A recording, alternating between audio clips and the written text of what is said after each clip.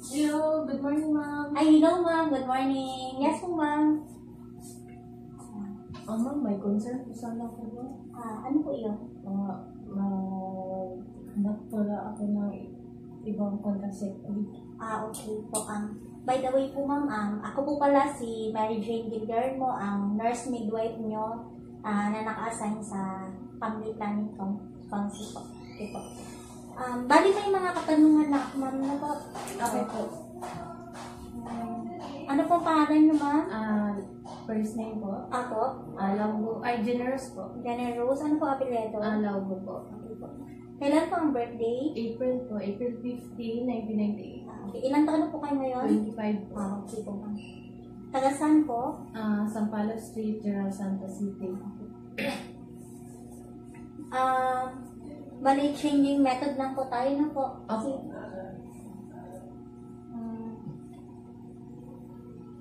May pananakit po ng ulo ngayon. Wala po.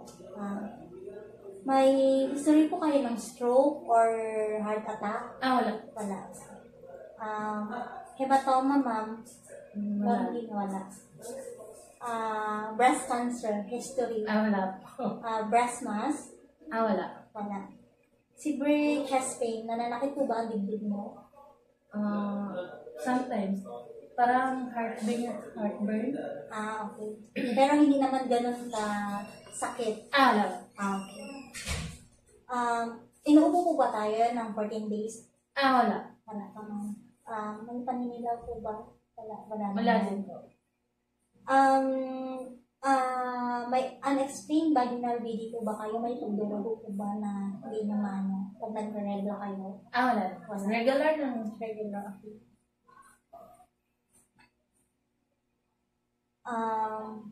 Naninigarilyo po tayo? Wala po. Wala.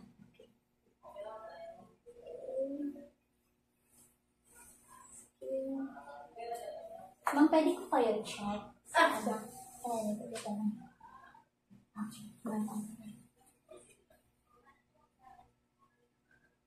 Pwede ko po makita yung paa nyo, ma'am? Kasus mo na kasus? Pero wala naman pong pamamanas? Wala po. Okay. Patingin po ng neck nyo, ma'am. Wala po kayong mga cysts, warts? May words po. Malaki po ba? Gamay. Maliit lang. Maliit Okay. lang. Isa lang. May varicose po kayo? Sa left ng... Pero malaki po ang varicose. Konti lang. So, Parang- maliit lang. Ganito lang. Okay.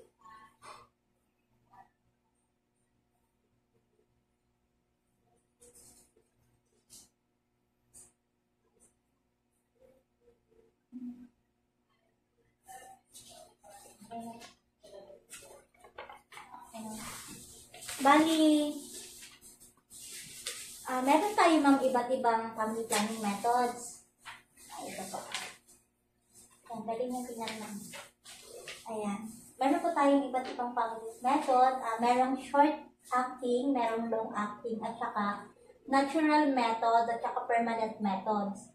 So, ang mga short acting po, ito yung pills, condom, female condom, at saka injectable. Sa long acting naman po, meron tayong tinatawag na implant at saka IUD. Sa natural methods, ito yung calendar method o standard days method or yung lactational amenorrhea method.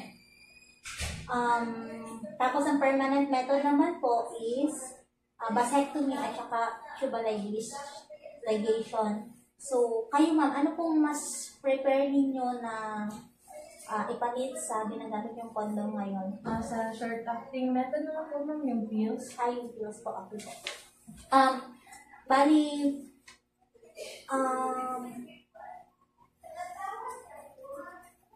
may anak na po ba kayo?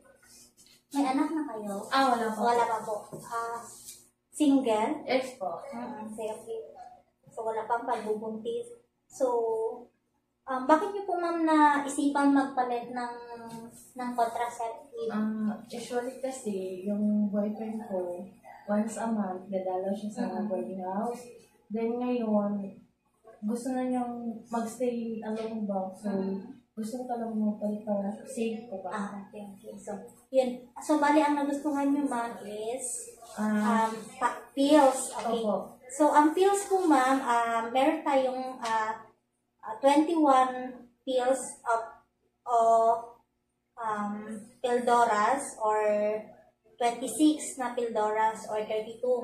So, ang pills po, ano ang ginagawa ng pills sa ating katawan para hindi tayo magbuntis? Ang ginagawa niya po as biniprevent ng pills ang ovaries na mag-produce ng egg. So, kaya hindi po tayo na naglalabas ng egg o yung egg cell natin. So, parang hindi tayo mabuntis. So, yun po. So, paano po ba gamitin ng pills?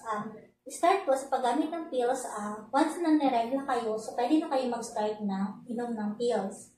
Ang pag-inom po nito is araw-araw na iniinom. So, kung halimbawa po, nakaligtaan nyo ng isang araw o 2 araw, pag 2 araw nyo po siya nakaligtaan, tapos kinabukasan na alala nyo, so iinumin nyo kaagad. Pag naalala nyo, kunyari, nakalimutan mo kagabi uminom, tapos kinabukasan alas 7 ng umaga, naalala mo. So, mag-inom ka po kaagad. And then, yung pangalawa, inumin mo ulit doon sa tamang oras na pag-inom mo. Kunyari, 7 p.m. ka nag-inom ng pills. So, 7 p.m. mo rin siya ulit iinumin. Okay lang ba mag-inom ng pills ng morning, ma'am?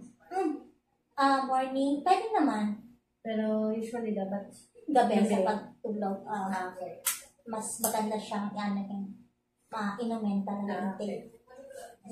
Tapos kung halimbawa makalimutan mo siya ng 3 araw na, so hintayin mo na lang yung pagre-regla mo ulit. So magamit ka na ulit ng another contraceptive like condom. Yan. Kasi pwede ka po ulit, baka hindi natin malaman na baka abuntis po kayo kasi 3 beses mo na siya nakalimutan. Okay. So kung halimbawa, ma'am, nakalimutan ko siya, tapos mag-start na naman ako sa... mag-restart ka na ulit. Pero kung 1 times mo lang siya nakalimutan, tsaka 2 times, okay lang yun siya. Kung 1 times na kagabi, nakalimutan mo inumin, kinabukasan na alala mo, alas 7 o alas 8 o alas 9 ng umaga, inom ka, and then yung para sa araw din na yun, mag-inom ka ulit ng another pills. Di ba pwede kung nakalimutan ko ngayon, ma'am, pag kinabukasan, 2 yung pills na inumin ko? Hindi. One at a time na? Yung nakalimutan mo at saka yung sa oras na ulit ang pag-inom mo. Ganun na. Tapos, pwede din naman kayo, ma'am, may din ako sa inyo, meron din naman tayong injectable na pero ano ba ang mas prepare niyo? Sa pills Sa lang? pills na lang tayo. Opo. Kasi